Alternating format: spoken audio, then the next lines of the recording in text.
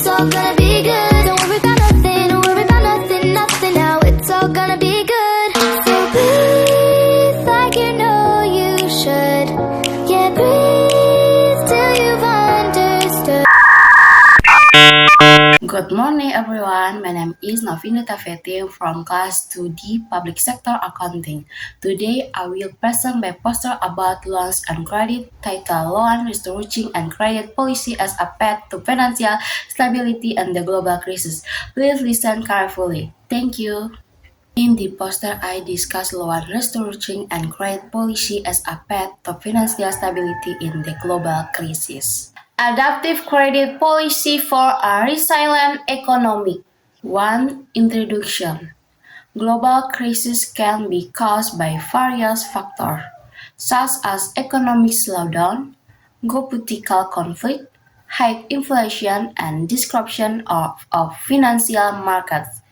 These conditions can reduce the ability of the public and businesses to repay loans. Consequently, the risk of non-performing loans increases and can disrupt financial system stability. Therefore, loan restructuring and adaptive credit policy are needed to assist debtors, maintain banking, health, and support economic recovery in addition. International institutions such as the IMF and the World Bank also play a role in providing financial assistance and policy recommendation to countries affected by the crisis. 2. Credit restructuring concept. Credit restructuring is a bank's effort to assist debtors experiencing payment difficulties. This can take the form of interest rate reduction, loan term extension, payment deferrals, and arrest reduction. The primary goal is to reduce the risk of default, maintain bank liquidity, and support economic recovery. 3. Credit policy. Credit policy is implemented to maintain financial system stability during times of crisis. This policy emphasizes strong risk management, liquidity support, and inclusive economic recovery to ensure the financial sector continues to function well. 4. Impact of global crisis on credit. The global crisis has had a significant impact on the credit sector. When economic conditions weaken, many borrowers experience a decrease in income, reducing their ability to repay loans. As a result, non-performing loans increase, economic activity slows, and risks to financial system stability increases. 5. Comparison of global versus Indonesia impact 2020 to 2023. During the global crisis, global economic growth contracted by -2.9%, while Indonesia experiences a smaller contraction of -1.1%. The global inflation rate increases by 6.8%, while Indonesia recorded 4.2%. In the banking sector, the global non-performing loan or NPL ratio reached 4.2% globally, while Indonesia was at 2.6%. Regarding employment, the global unemployment rate increases to 6.5%, while Indonesia's reached 5.3%. From a fiscal perspective, the global fiscal deficit reaches 7.1% of gross domestic product, while Indonesia recorded 6.0% of gross domestic product. Overall, this data shows that Indonesia remains impacted by the global crisis, but the impact is relatively more manageable compared to the global average. 6. Global case study, IMF and World Bank. As global case studies, the IMF and World Bank play a critical role in assisting countries facing economic crisis. These two institutions provide loans, fiscal policy support, and economic policy recommendations to maintain macroeconomic stability. Their goal is to help countries maintain economic growth, reduce fiscal pressures, and accelerate the economic recovery process. 7. Why does the global market use bonds and Indonesia use sukuk? Globally, bonds are more widely used as financing instruments because they have a broad and flexible market. Meanwhile, in Indonesia, the use of sukuk is growing rapidly because it complies with Sharia principles and enjoys a high level of trust among the Muslim community. Both bonds and sukuk serve the same function as a source of financing to support development and economic growth. 8. Why is Indonesia a dominant user of sukuk?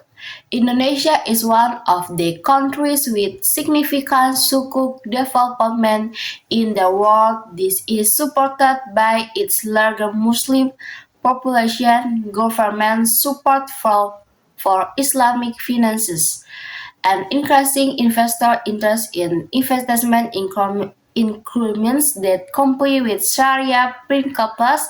Therefore, sukuk has become an important instrument in financing national development. In addition to the factor that led to Indonesia with widespread use of sukuk, this poster also displays examples of sukuk issues in Indonesia. The first is the Ministry of Finance of the Republic of Indonesia, which issues state sukuk to finance national development and state budget needs. The second is PT PLN.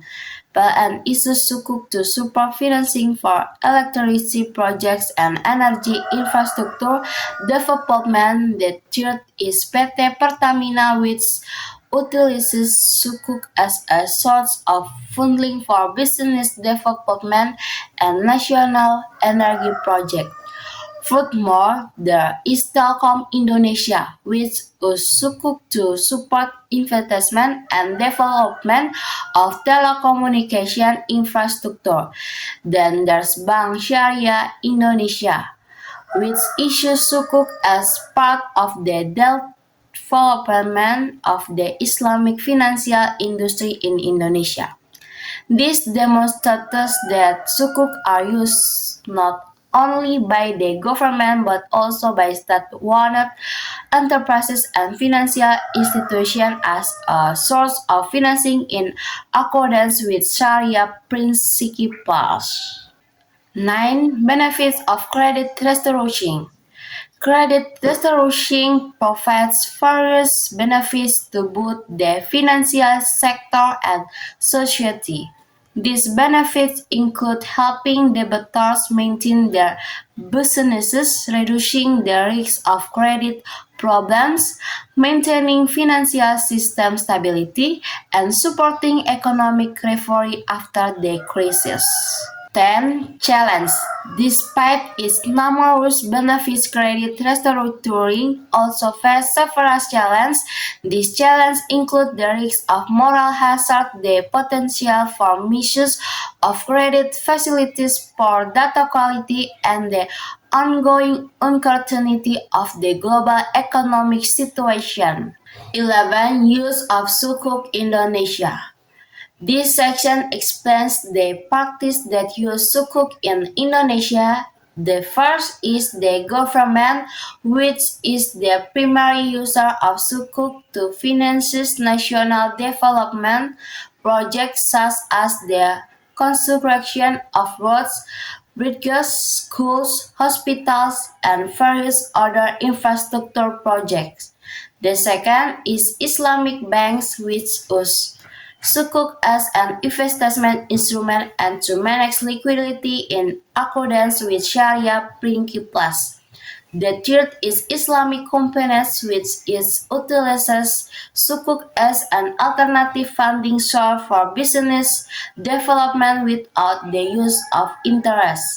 The fourth is institutional investor such as influencers, companies, pension fund, and investment manager who put sukuk as a relatively safe and stable long-term investment instrument. The last is retail investor, namely the general public who purchase sukuk as a relatively low-risk investment vehicle in accordance with Sharia principles. This demonstrates the broad role of sukuk as it can be utilized by governments, financial institutions, companies, and the general public. Positive impact of credit policy 2020 to 2023. Data show as positive impact from credit and restructuring policies. The risk of non-performing loans decreases by 20%, credit disbursement increased by 15%, the growth of credit assisted MSME reaches 8.2%, and debtor satisfaction with the restructuring program reached 85%. 12. Conclusion. In conclusion, loan restructuring and appropriate credit policies are key to maintaining financial stability amid the global crisis. Appropriate instruments and adaptive policies will support an inclusive and sustainable economic recovery. Closing caption. Adaptive credit policies today are investments in financial stability for the future. This concludes my presentation. I hope this information is useful and adds to our knowledge. Thank you very much for your attention.